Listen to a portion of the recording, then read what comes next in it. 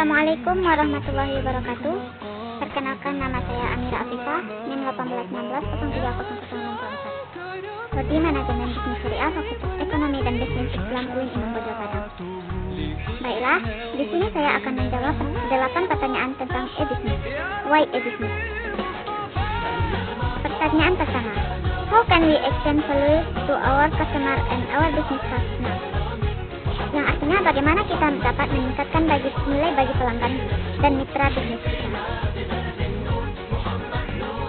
Customer value adalah tingkat kepuasan yang didapatkan konsumen dari membeli sebuah produk atau layanan yang sesuai dengan harganya. Salah satu sarana yang tepat untuk menjelaskan value produk adalah dengan website. Dengan website, kita dapat menampilkan manfaat-manfaat yang ingin diberikan melalui produk tersebut beserta fitur yang mendukungnya.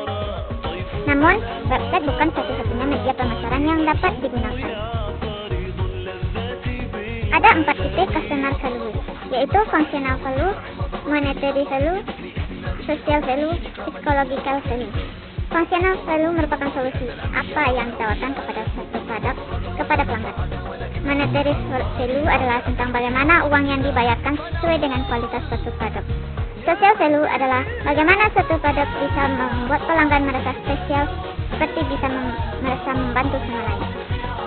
Psychological value merupakan bagaimana suatu produk bisa membuat pelanggan merasa jauh lebih baik dari sebelumnya. Pertanyaan kedua, how can we enter new market, product, service, attract expectation, and reduce business risk? Bagaimana kita memasuki pasar, produk, layanan baru, menarik perhatian, dan mengurangi risiko bisnis? Yang pertama, melakukan penelitian, membentuk tim, membangun hubungan dekat dengan pebisnis lokal, pelajari sistem pajak dan hukum, dan persiapkan pemasaran dan layanan.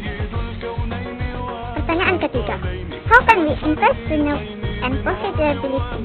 Bagaimana kita dapat meningkatkan pendapatan dan profitabilitas?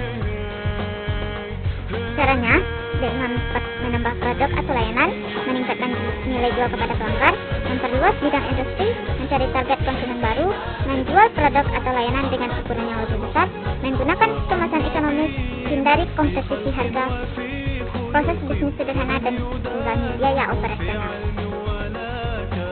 Pertanyaan keempat, how can we sustain extend competitive advantage? Bagaimana cara kita dapat mempertahankan atau meningkatkan keunggulan yang kompetitif? Yang pertama, tinjaulah kekuatan inti kita, terus mengurangi biaya, berfokus pada layanan, fokus pada kualitas produk atau layanan, bedakan antara produk dan layanan, jalin kerjasama dengan perusahaan lain. Pertanyaan kelima, how will you help overcome current business challenge? Example, customer complaint related to poor responsiveness customer service.